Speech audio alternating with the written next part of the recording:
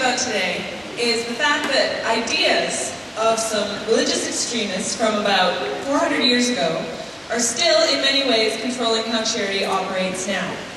Now, the Zealots that I'm talking about were the Puritans, who came from England to the New World in around the 1600s, and their lives were controlled by the fact that they believed in an angry God who loved productivity but hated pleasure. So this put the Puritans in a kind of a tough spot because they had to work super hard and gather up wealth, but they weren't allowed to enjoy it. So what they did about this was they did what we would today consider charitable giving. And that kind of solved the problem for them because through charitable giving, they could work super hard and get as much wealth as they wanted to, but then give it away real quick before they had a chance to enjoy it and be sinful. And they also split this up along the lines of gender, with the men making most of the wealth and the women giving it away, which worked well for them because they also believed that women were more inherently sinful than men. And they didn't spend a whole lot of time worrying about where their money went, or the results, or the impact, or how it was spent at that time. Mostly because, under their philosophy, as long as you were giving it away and not enjoying it, then you were virtuous and it was worthwhile and praiseworthy.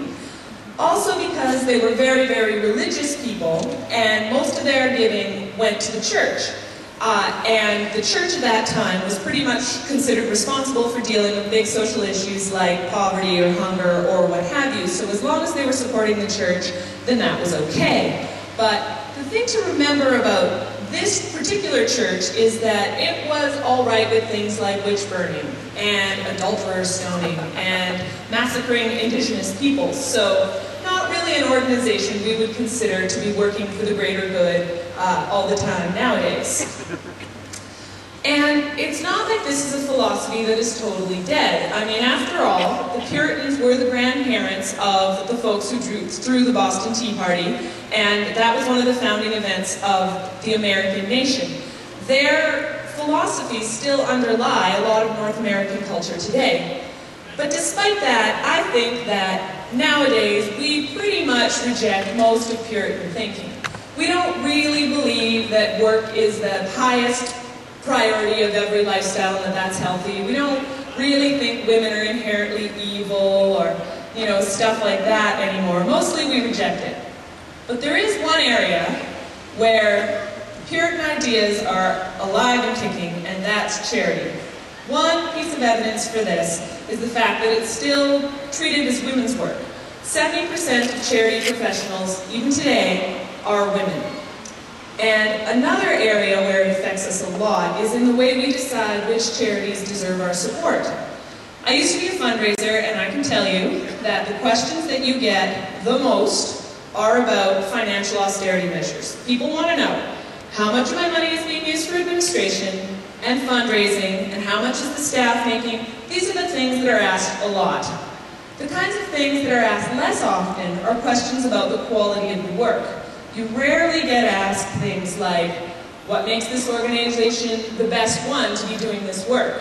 How can you prove that you've made an impact on the issue that you exist to address? That kind of stuff really doesn't come up that much, surprisingly.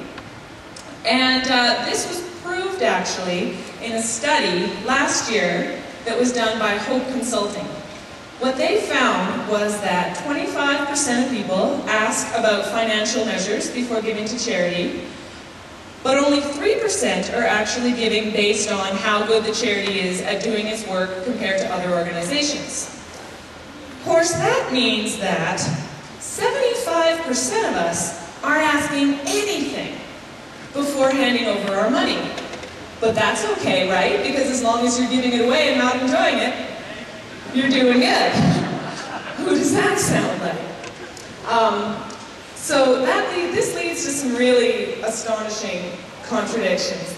This means that basically we're ending up treating the charitable sector as if we wanted to cut costs as opposed to do good. And there's some examples of this, like the Canadian branch of Harry Winston Diamonds has a $5 billion annual budget and 70 staff. Their CEO makes $3.5 million a year. The Canadian Red Cross, on the other hand, has also a $5 billion budget and 7,000 staff to be managed. Their CEO makes $250,000 a year. So for the privilege of devoting her life to good, this woman has had to take a 1,400% pay cut. She has to have the same education, the same background. One could argue her job is actually harder than the guy with the 70 staff, but it doesn't matter because charity has to be self-sacrificing or it's no good, so she has to sacrifice. It's okay to make money, apparently, this is what we're saying, mining or drilling or selling diamonds, but it's not okay to do it saving lives. Another example comes from Money Sense magazine, which publishes a top 100 charity list every year. The criteria they use to decide these top charities are 100% financial austerity measures, fundraising efficiency, that kind of thing. Not a word about the quality of the work that's being done, or whether the missions are actually being delivered on. I find that unbelievable. But here's the thing. We can choose to change this. We don't have to continue to labor under this self-sacrificing guilt thing that we inherited from the Puritans. We can choose to do more good and have more fun doing it by supporting organizations that can prove that they're having an impact. I mean, the Puritans have been dead for 400 years. Who's going to stop us?